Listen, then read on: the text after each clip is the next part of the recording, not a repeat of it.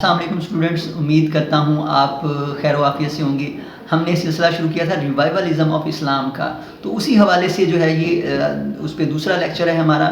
اس میں ہم جو ہے رول دیکھیں گے شاہ ولی اللہ کا کہ اسلام کی ریوائول میں ان کا کیا رول ہے۔ تو سب سے پہلے جو ان کی سروس یا رول ہمیں نظر آتا ہے وہ اسلام یا یعنی مسلمانوں کا جو رول ہے، یعنی مسلم رول جو ہے انڈیا کے اندر، اس کو کنسالیڈیٹ کرنے کی انہوں نے ایفرٹ کی تھی۔ وہ چاہتے تھے کہ جو مسلمان پپٹس بن چکے ہیں ان دا ہینڈز آف مرہٹاز یا جاٹس جو ہیں اس دور کے، ان کے ہاتھوں میں جو مسلمان پپٹ بن چکے ہیں، تو اس چیز کو ختم کیا جائے، مسلمانوں کا اوریجنل جو رول ہے اس کو ریسٹور کیا جائے۔ یعنی مسلمان جو رولرز ہیں ان میں اتنی اتھارٹی نہیں رہ گئی کہ وہ ہندوستان کو بہتر طریقے سے رول کر سکیں، یعنی پراپر طریقے سے رول کر سکیں۔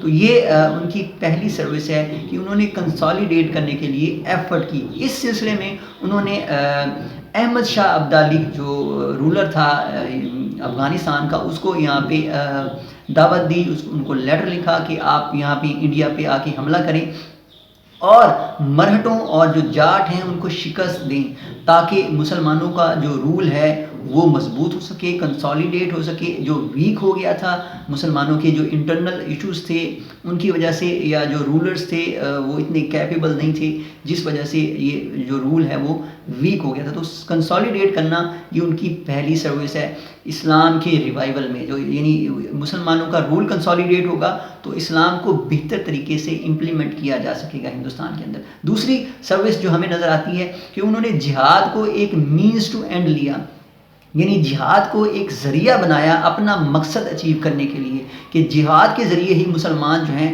وہ اپنا مقصد اچیو کر سکتے ہیں، اپنے جو مقاصد ہیں اسلام کو امپلیمنٹ کر سکتے ہیں، اس کے علاوہ جو مسلمانوں کا رول ہے اس کو کنسالیڈیٹ کر سکتے ہیں۔ تو جہاد کریں مسلمان، انہوں نے ترغیب دی کہ جو مسلمان رولرز ہیں ان میں اتنی کیپیسٹی نہیں رہ گئی کہ وہ جہاد کر سکیں اور مقابلہ کر سکیں جو قوتیں ہندوستان کے اندر سر اٹھا رہی تھیں، یعنی جو مغل اتھارٹی کو چیلنج کر رہی تھیں۔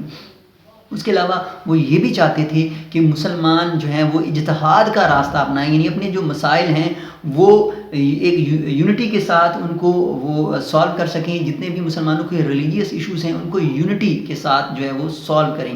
تو یہ ان کی ایک اور ایفرٹ ہے اسلام کی ریوائول میں ہندوستان کے اندر۔ جو نیکسٹ ہمیں نظر آتی ہے وہ ٹو نیشن تھیوری کو پریچ کرنا، یعنی انہوں نے بھی ایمفیسائز کیا کہ مسلمانوں کی ایک الگ آئیڈینٹی ہے، ان کی ایک الگ شخصیت ہے، ان کی الگ شناخت ہے ہندوستان کے اندر، انہیں برقرار رکھنا چاہیے اپنی الگ شناخت کو۔ تو انہوں نے ایمفیسائز کیا تھا سیپریٹ آئیڈینٹی پہ مسلمانوں کی، کہ مسلمان ہر لحاظ سے سیپریٹ ہیں ہندوؤں سے، اور یہ شناخت جو ہے انہیں برقرار رکھنی چاہیے، انہیں مکس نہیں ہونا چاہیے ہندوؤں کے ساتھ، یعنی کوئی کسی قسم کے جو الائنسز ہیں جو ہارمفل ہو اسلام کے لیے وہ نہیں کرنے چاہیے ہندوؤں کے ساتھ۔ اچھا، نیکسٹ جو ہمیں سروس نظر آتی ہے وہ ایلیمینیشن آف سوشل ایولز ہے، یعنی کہ جو سوسائٹی کے اندر سوشل ایولز یا معاشرتی برائیاں ایگزسٹ کر رہی تھیں ان کو ایلیمینیٹ کرنے کے لیے انہوں نے ایفرٹ کی۔ کون کون سی برائیاں تھیں؟ جیسا کہ ان امپلائمنٹ تھی، اس کے علاوہ انجسٹس تھا، اس کے علاوہ اور جو ہے اسلام کو پیورلی طور پر نافذ نہیں کیا گیا تھا،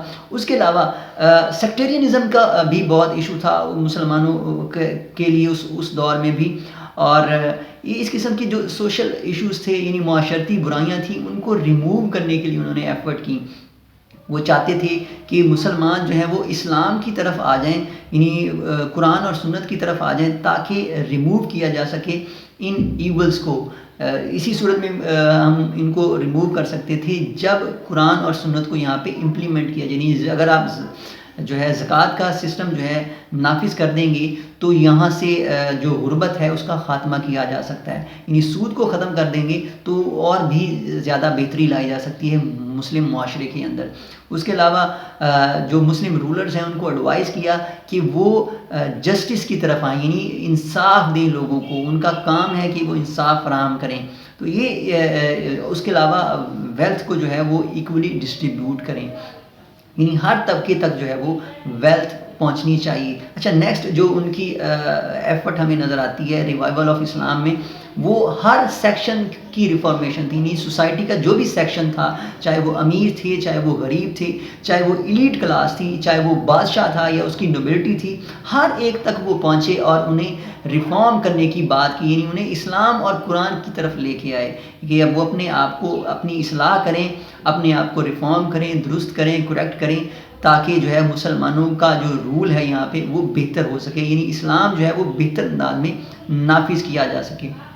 نیکسٹ جو ہمیں ان کی سروس نظر آتی ہے وہ translation of holy Quran in Persian language, یعنی فارسی زبان کے اندر ہندوستان میں جو قرآن پاک کی ٹرانسلیشن کی گئی، ترجمہ کیا گیا، وہ شاہ ولی اللہ نے کیا تھا. تو یہ بہت بڑی سروس تھی، کیونکہ اس دور میں مسلمان جو ہیں ان کی آفیشیل لینگویج پرشین تھی. مسلمان بہتر طریقے سے پرشین لینگویج کو سمجھتے تھے، تو قرآن پاک کی انڈرسٹینڈنگ جو ہے وہ امپروو ہو گئی تھی، بہتر ہو گئی تھی. یہ لوگ زیادہ بہتر طریقے سے قرآن پاک کو سمجھنے لگ گئے تھے.